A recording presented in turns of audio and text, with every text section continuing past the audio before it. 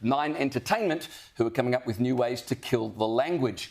The publishers of the Sydney Morning Herald, The Age and the Australian Financial Review have issued all of their staff a handy step-by-step guide to avoid misgendering people, because we couldn't have that. Let me read for you some of the advice they've given to staff. I love this one. They say you can easily include everyone and every gender by saying things like welcome everyone or good morning folks. You wouldn't want to say good morning ladies and gentlemen, Caleb, because that would leave out all the other 70 genders.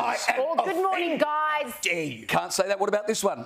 You cannot tell what pronouns people use by looking at them. I mean, he may be 6'5", have a beard and weigh 100 kilograms and know how to reverse a trailer, but don't assume that he's a man. Or this one, using the right pronouns for someone is super important because it affirms the way that person sees themselves. And if you get it wrong, don't worry. If you call a he, ze, or you call a they, a her, or whatever, don't dwell on it, they're told. Don't give up. Keep trying to get it right. Repeated mistakes indicate a lack of respect and can be very distressing. Well, I think we all want to support and respect other people, but we ought not be forced to say things we don't believe or to affirm worldviews that we don't subscribe to. Now, I should mention, all of this comes on the back of Nine Entertainment announcing a 38% fall in profits last financial year, which makes you wonder, Liz, might they have better things to worry about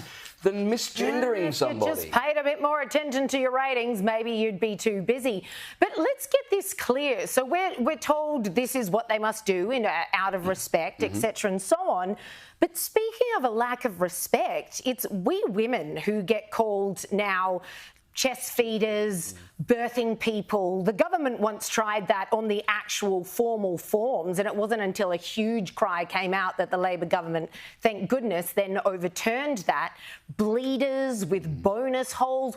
All of this is done. No, it's utterly grotesque, but all of this is done in order to include trans women out of respect, while absolutely disrespecting the rest of us.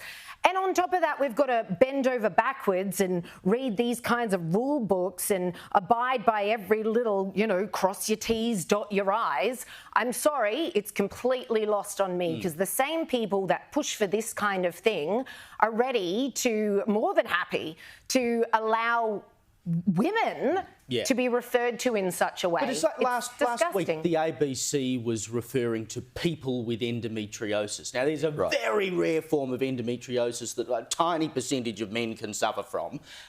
We all know women it's suffer a women's from issue, endometriosis. absolutely. We know that. And look, I never thought I would sit here and say I might be a feminist, but I'm starting to feel like I have to be. I have to stand up and say I'm a feminist, because the erasure of women that is being done through these changes in language, and the language matters, because language gives you identity. And what we're actually doing now is taking away the identity of women by saying there's a very small minority of people who have their own issues to deal with, and I feel sorry for them, sympathy, whatever. But because of that, we are now telling the rest of the population that you must not be referred to and you must be erased so everyone can feel comfortable. Are you seriously telling me that the worst thing a transgender person has to deal with is seeing the word women written in a newspaper, or accidentally being called her or something? Like, my God, they've got serious things to deal with, not nonsense like that. I mean, you make a great point that language matters, which is why, of all the organisations pushing this stuff,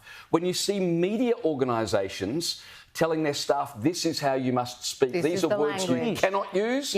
These are words you must use, and it's not based on science, it's based on ideology. That's a real concern. And by the way, you can't trust these people, because as you read out in one of those quotes, they say it's super important. Like, I'm sorry, that is not grammatically correct. You don't say super important. This is a media organisation that deals in words putting this kind of stuff. Get Kel Richards onto them, he'll sort them out. But this is where we are now, where employers are not shy, sending out these directives, even massive companies saying this is how you speak now.